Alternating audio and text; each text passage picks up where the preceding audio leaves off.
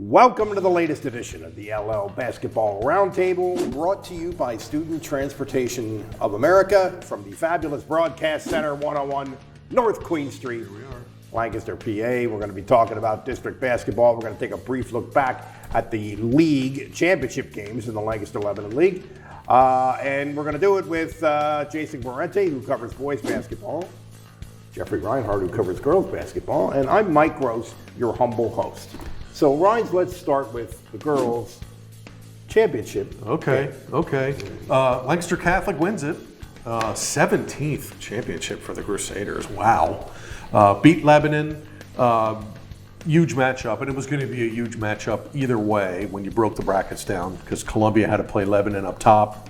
Township played Catholic in that quarterfinal game, which went right down to the end. It was fabulous, and Catholic survived in advance. Right. But Lebanon came in smoking hot, 20 wins. Smoking hot, 20 wins in a row. They were cruising.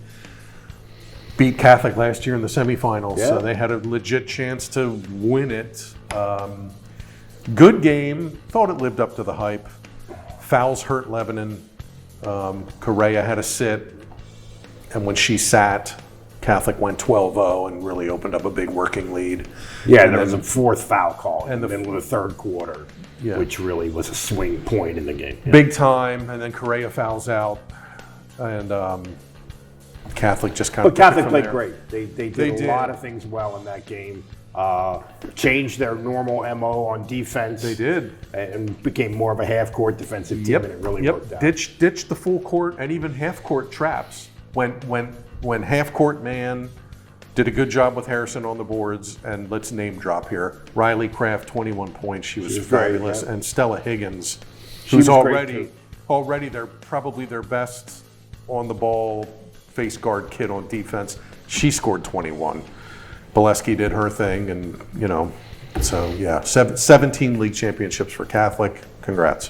One thought on the girls. Yes. They played back-to-back games. Yes. Neither coach was happy about that. The coach was happy about that. That's something to think about going forward. Maybe you want to avoid that. And for Lebanon, I think it was especially difficult because they only go 6 deep, and they had to play Columbia and Catholic, Back-to-back. the two best teams in the league that aren't Lebanon. That's tough to do in 24 hours. Yeah, point. absolutely. It was not an ideal, situation there, with having to play back. We talked about it.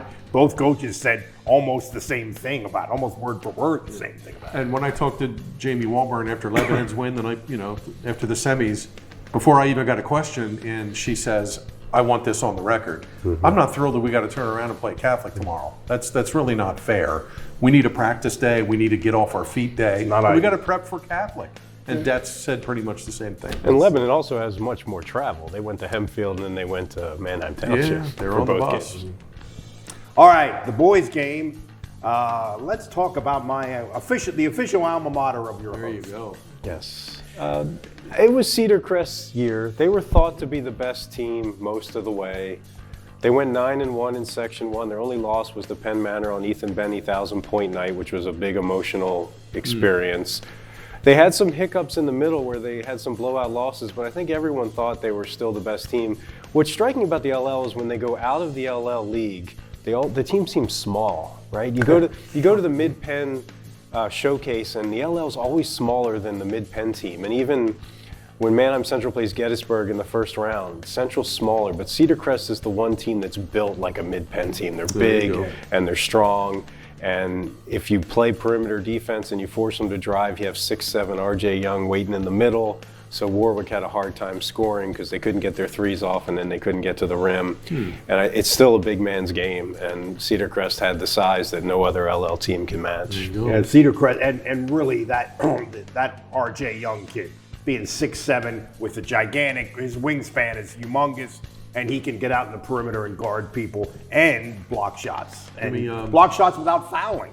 he is a unique sort of weapon on defense. And he will be the guy next year. Yeah, right? he'll be the guy. That's a senior-laden team. He's the one junior starter who will rise, and he'll be the guy everybody's talking about in November. Give me something on Leo Tirado. Leo Tirado. And Chris Knight's unbelievable picture in the paper. Oh, the celebration. Yeah, that was great. How good was that kid? That was a great shot. Yeah, he had a great game that day. Yeah, he's their three-point shooter, Yeah. their best one. He's their small guy who's sort of that pesky defender. Owen Chernich is their bigger, stronger perimeter defender.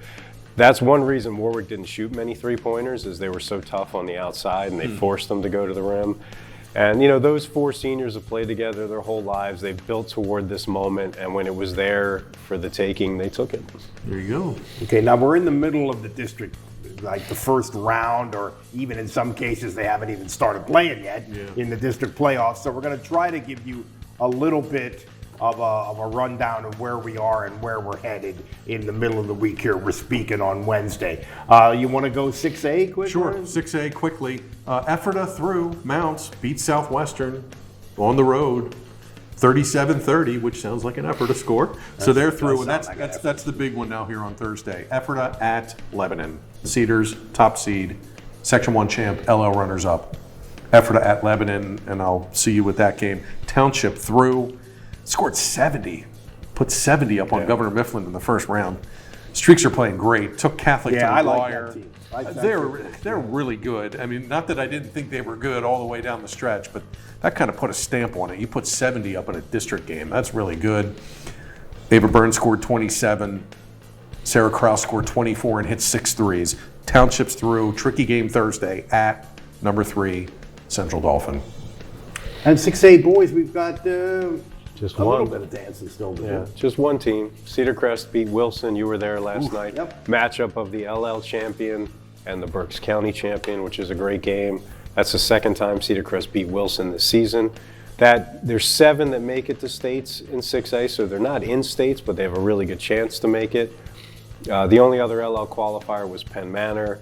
The dream season ended at the Geigel, where many dreams have died in District 3 basketball. They played well. They were within 7. I can think of a few specific dreams that died there, yeah. They were within 7 late in the second quarter, and then the pressure mounts, and they go on a run, and Reading High blew it open. And Cedar Crest will be playing Cumberland Valley on Friday in the quarterfinals of districts. They don't have to win to make states, but that will be the LL champion against the Mid-Penn champion. Nice. Yeah. Good matchup. All right, let's go. 5A is a vast thicket here. Yeah, they'll still be playing this bracket like in April. Yeah. Manheim Central wins and advances. Good for the Barons. There's 3 freshmen. The Walters twins and Maddie Gaiman strike again. They beat Exeter in the first round, which guarantees them at least 4 more games now. They get a tricky one here on Friday. They go to at number 1 seed York Suburban. So that'll be a tricky test for the Barons, but they'll get at least 3 more district games and a state game. LS out. Pioneers lose to West York. Cocalico out. They lose to Palmyra. So 1 team left in 5A, and it's the Barons. All right, Jason, 5A. Warwick. You look bewildered here, big guy. Warwick at Redland, down 18 in the third quarter. What a great win. Wow. Rally to beat Redland 72 hours after they lost the league championship game. So their whole season is built around winning that league championship, right? First time since 1988. They want it so badly. They have all these seniors. They don't get it. They're down 18, and they find a way to come back and win. That's an incredible win. And then the other team in 5A still standing is Manheim Central, which beat Gettysburg in the first round and will now take the bus to Greencastle Antrim, which is about 4,000 miles from here. It is. And then the third team to get in was Lampeter Strasbourg, which lost to Exeter. Exeter's the defending champ, and that was a really tough first-round matchup.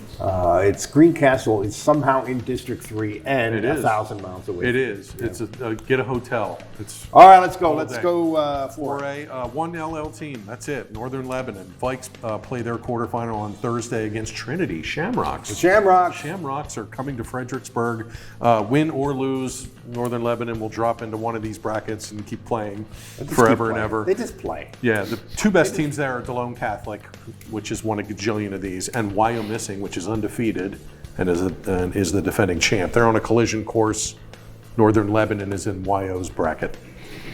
Elko's out. Elko squeaked in to the 10th seed. They lost a tight one in the first round against Boiling Springs. Yeah, they competed in that game. Yeah, that was close. Yeah.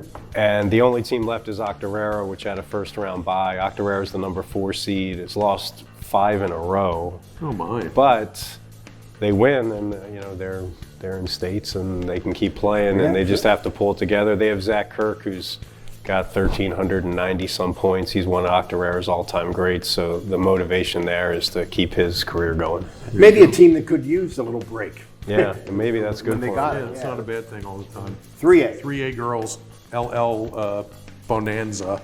Lancaster Catholic LL champ plays York Catholic on Thursday in the semifinals. Fighting Irish coming to Lancaster. Bottom bracket, the Section 4 rivals, here they are again. Columbia Pequea Valley up on the hill in the semifinals. Covered Pequea Valley on Monday. They beat Upper Dauphin in the first round. Fabulous game. Back and forth, went into the fourth quarter. Pequea Valley guts it they out. were down for a while. They were, and Katie Stoltzfus hit a huge 3, like mid-fourth quarter to finally kind of punch it into gear. Pequea finished fast and won 49-42. So Pequea at Columbia, York Catholic at Lancaster Catholic in the semifinals on Thursday. Wow. And we also might have a contender in AAA. Anvil Cleona made it, and Nice. that was the 6th seed. They lost to DeLone Catholic, so now Columbia, which is our highest seed at number 2, has a home game against DeLone on Friday. Win, and you go to the district final. Nice. Lose, and you're still alive because the top 3 make it out of 3A. 2A. 2A, all LL Section 4 semifinal on the Thursday night. Lancaster Mennonite against Lancaster Country Day. Country Day swept the season series against Mennonite 2-0, but Mennonite got the 2 seed.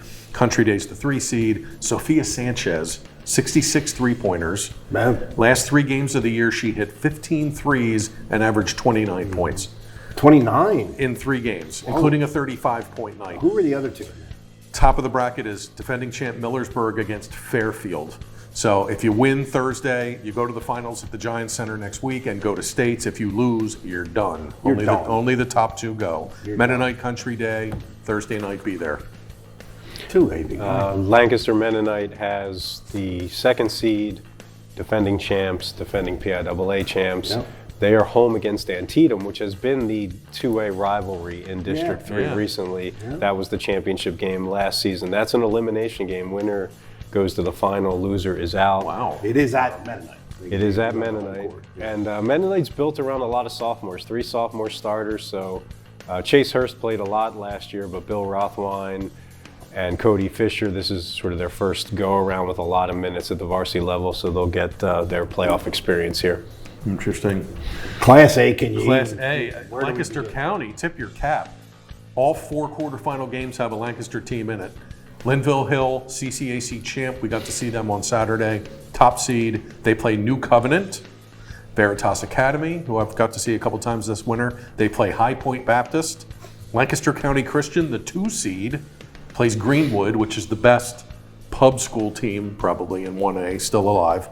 And Mount Calvary plays Christian School of York. Mount Calvary, CCAC runner-up, 2-time defending champ in this bracket. Linville and Mount Calvary are kind of on a collision course. We'll see if they can both get there. But yeah, busy night on Friday with single A Lancaster County teams. And many of the same cast of characters on the boys' side. The top 2 teams are Linville Hill, which is the 2-time defending champion. 4 new starters for the Warriors this year, so it's a different group. Steven Smucker is their best player. He has 900 career points. He's the all-time leading scorer in the brief history of Linville Hill. They're the favorites by a big margin. Number 2 is Lancaster Country Day, which gave Linville a good game. They're winning at halftime at Linville back in December, but they don't have Chris Dukes, who is their leading scorer, 17 points a game. He's ineligible because of the PIAA transfer rule. He transferred from Conestoga Valley after his sophomore year. So it's a different Country Day team. Cougars still believe they can get to the final, and I think that's certainly reasonable, but then you run into Linville without one of your top guys. You have to figure out a way to do that.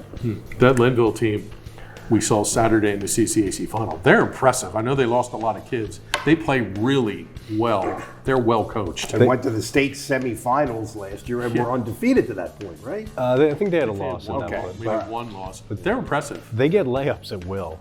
And Tell them the stat from Saturday. This is ridiculous. They were 28 for 36 from inside the arc against Mount Calvary. And Unbelievable. they were all layups. All layups. And they have a three-point shooter named Darian Petersheim who had 10 three-pointers in a game this season, which has to rank among the most in a game in Lancaster strong. County. That's pretty good for a team. Both the Linville teams, again, here they are. Both one Romania. seeds. I'm feeling it. Made the CCAC champs and one seeds in their brackets.